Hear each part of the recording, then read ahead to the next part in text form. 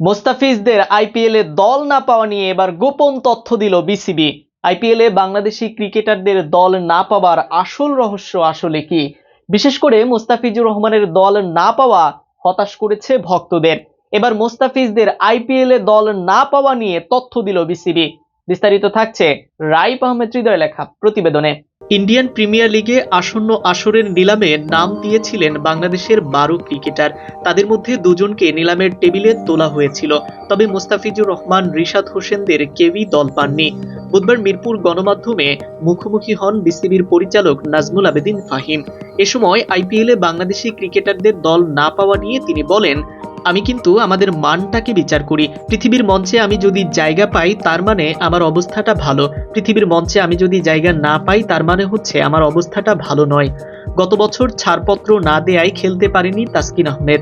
এ নিয়ে ফাহিম বলেন, জোর করে কিন্তু এই দেশে বলি ফ্রাঞ্চাইজি লিগে ঢোকাতে পারবো না। যোগ্যতা থাকলে ঢুকতে পারবে। আমাদের জন্য সুখবর ছিল, গত বছর বা তার আগের বছর কয়েকজন পেস বোলারদের জায়গা হচ্ছিল বা হবার সুযোগ তৈরি হয়েছিল, সেটাকে আমরা কাজে লাগাতে পারিনি। আমার মনে হয় আমাদের চেষ্টা থাকা উচিত।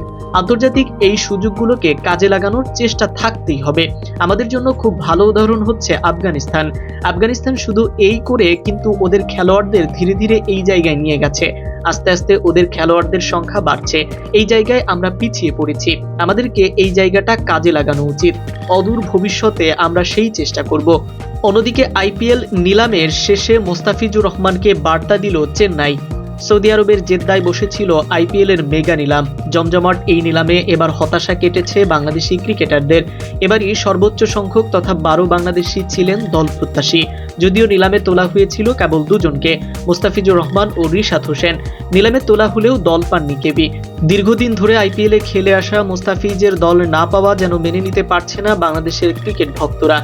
বিশেষ করে গেল বছর চেন্নাইয়ের হয়ে 9 ম্যাচে 14 উইকেট পাওয়া এই বলারের প্রতি আগ্রহ না থাকায় বিস্মিত অনেকেই।